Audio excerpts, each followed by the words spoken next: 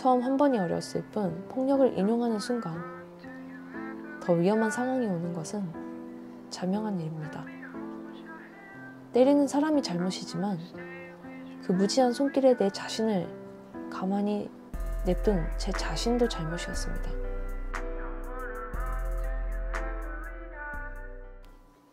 안녕하세요. 저스트 위로 채널의 위로입니다.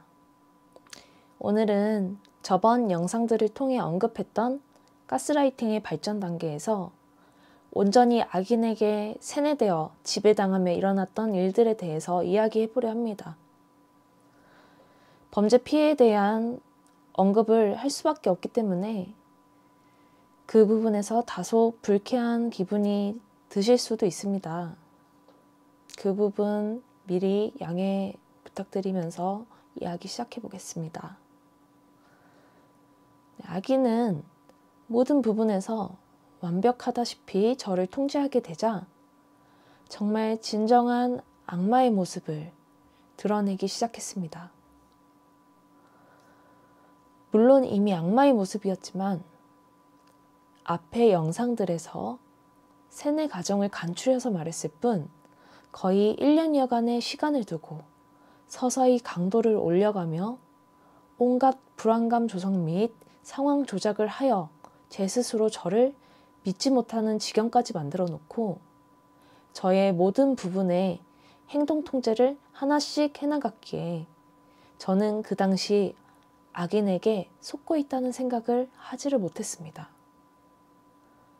오히려 온전히 세뇌되어 저를 정말 많이 위해주고 절 위해 희생하시는 분을 사소한 행동 하나 똑바로 하지 못해서 고생시키고 있다고 생각했습니다.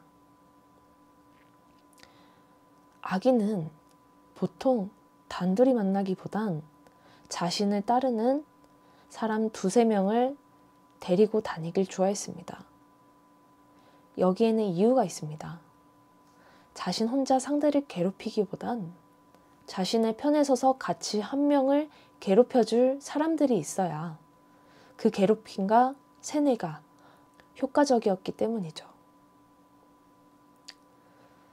물론 악인 외에 다른 사람들은 서로를 미워하지 않고 괴롭히고 싶은 마음도 전혀 없었습니다.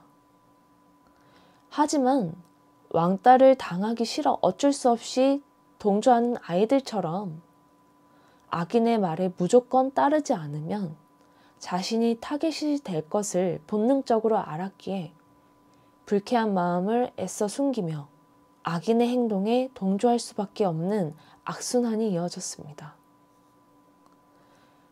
예를 들어 이야기하자면 악인이 말도 안 되는 지시를 하고 자신의 마음에 들지 않을 경우 자신의 추종 무리들과 함께하는 식사 자리를 만들어 그 자리에서 저에게 자신이 고생스럽게 부정풀이를 해가며 살 수 있는 기회를 만들어줬는데 제가 자신이 지시한 것을 제대로 하지 못해서 또 일이 그르쳐졌다며 자신이 헛고생을 하게 만들었다며 다른 사람들에게 비난을 하고 동조를 할 수밖에 없게 만든 후 비난당하는 저는 타인들에게 온전히 공개된 장소인 식당에서 혼자 벌서듯이 서 있고 악인과 나머지 사람들이 즐겁게 식사를 하는 것을 지켜보는 일이 다반수였습니다.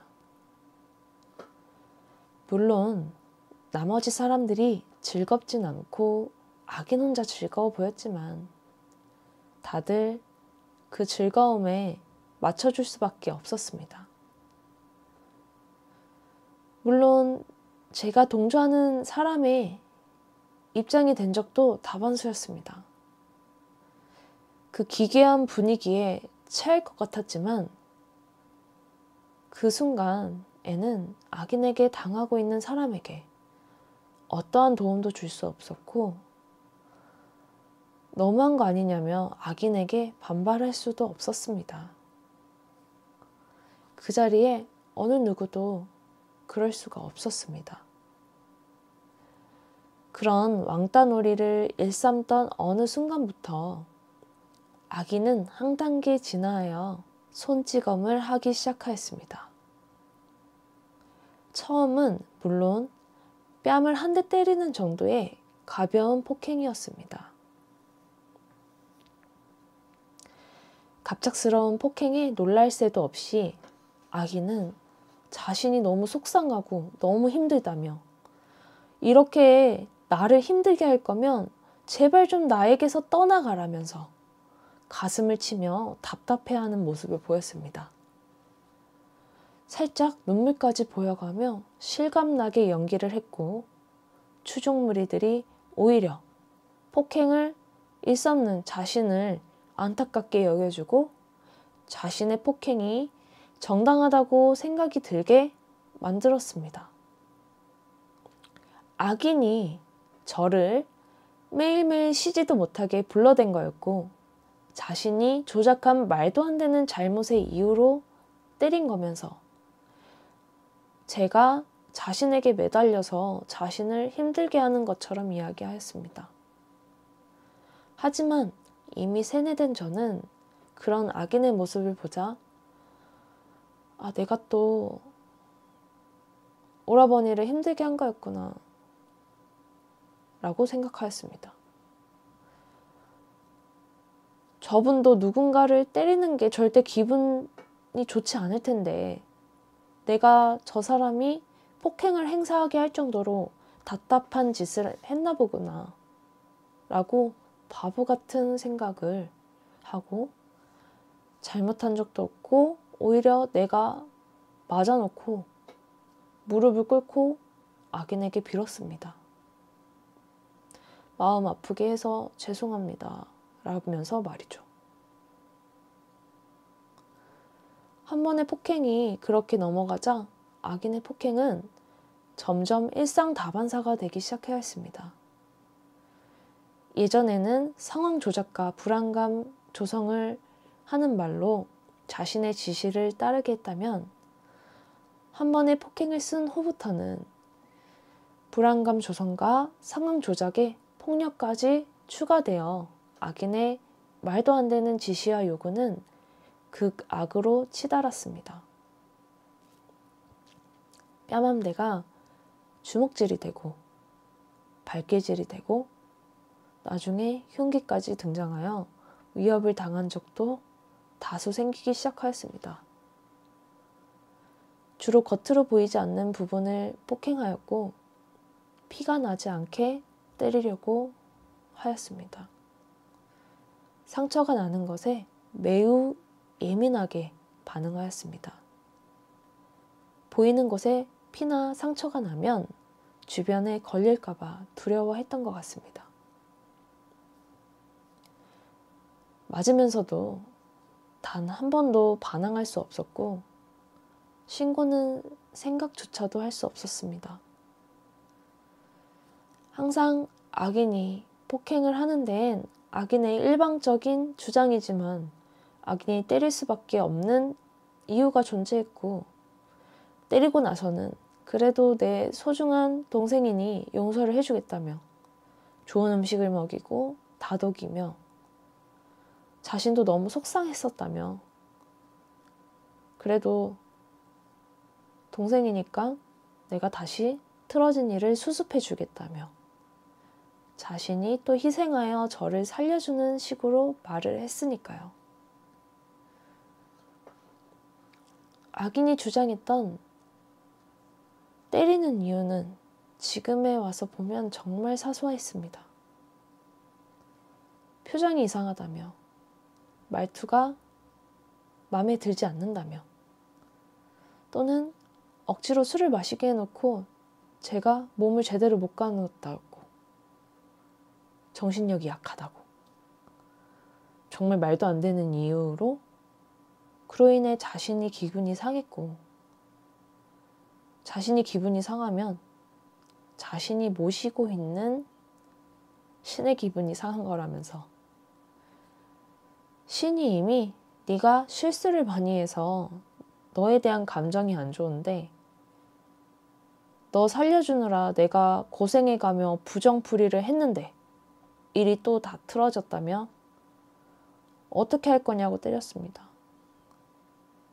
정말 말도 안 되는 이유지만 그 당시에는 속수무책으로 당할 수밖에 없었습니다. 뭔가 잘못된 거라는 생각은 항상 하긴 했습니다. 제가 바보는 아니니까요. 근데 그 당시엔 도저히 이 상황을 어떻게 끝내야 할지 감이 오질 않았습니다. 너무너무 지친 어느 날 일하는 곳에서 점심시간에 점심을 사 먹고 일터로 돌아가면서 이게 맞는 건가? 이 상황이 끝나긴 하는 걸까? 하는 고민을 한 적이 있습니다. 하지만 그뿐이었습니다. 내가 이런 위구심을 가지면 신이 다 알고 일에 부정을 탄다면서 악인이 세뇌했기 때문에 얼른 생각을 지우고 아니야, 나는 지금 죽을 힘을 다하고 있어. 신도 알아주실 거야. 더 열심히 내가 더 잘 따르면 되겠지. 라고 스스로 자기 체면을 걸었습니다.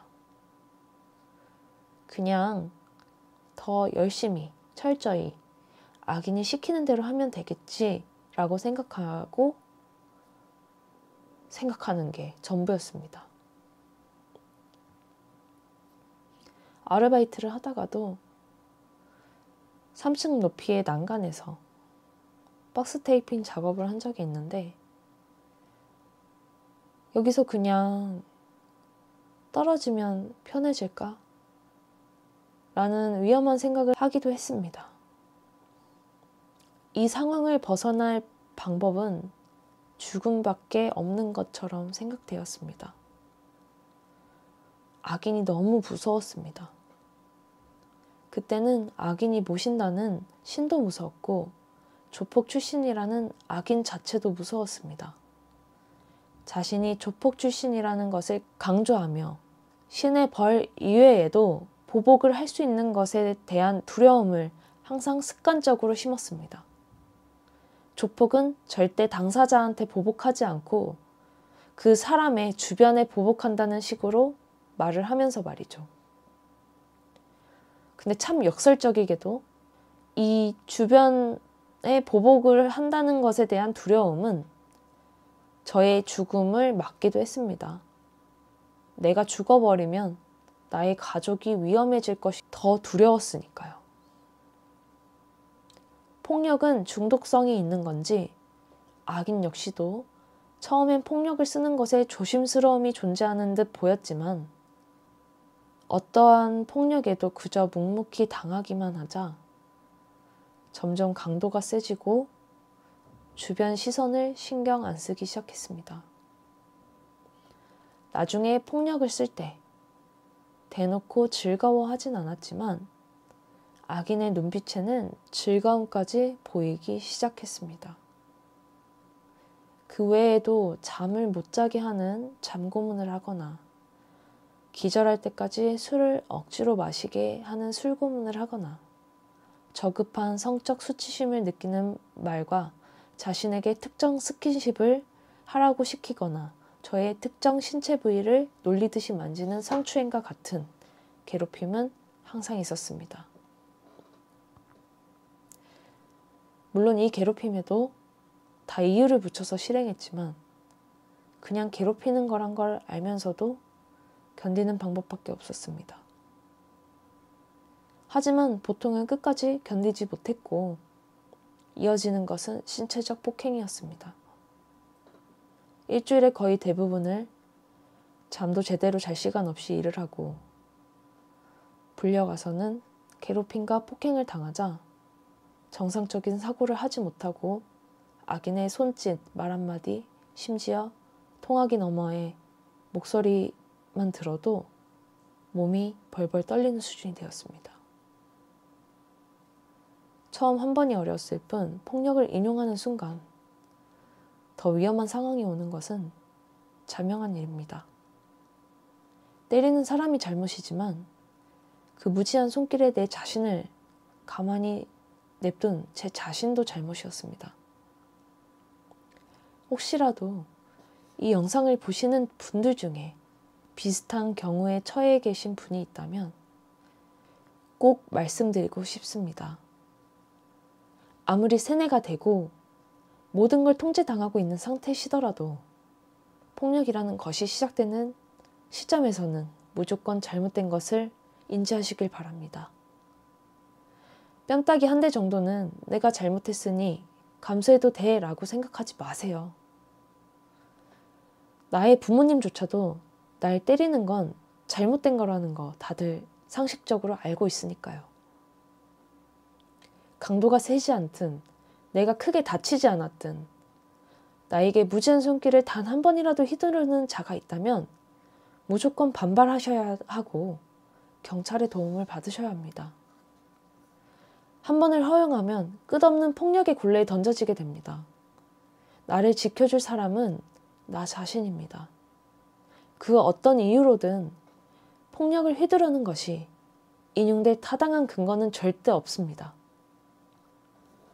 법적인 조치가 잘 이루어지려면 어떤 준비를 해야 하는지는 다른 영상으로 정리해서 이야기할 예정입니다. 악인의 완전한 가스라이팅 지배 상태에서 벌어지는 범죄 피해에 대해 이야기하면서 많이 간추리고 최대한 생략했지만 많이 불쾌한 부분이 있으셨을 것 같습니다.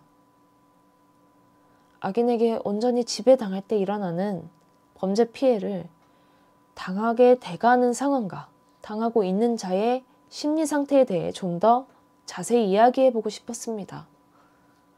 제가 불쾌할 수도 있는 이런 이야기들을 자세히 풀어서 이야기하는 이유는 알리고 싶어서입니다. 저와 구체적 상황이 다를 뿐 피해 당하는 패턴은 대부분 비슷할 것이기 때문입니다. 알고 있어야 대비가 되고 알게 되어야 탈출이 가능하니까요.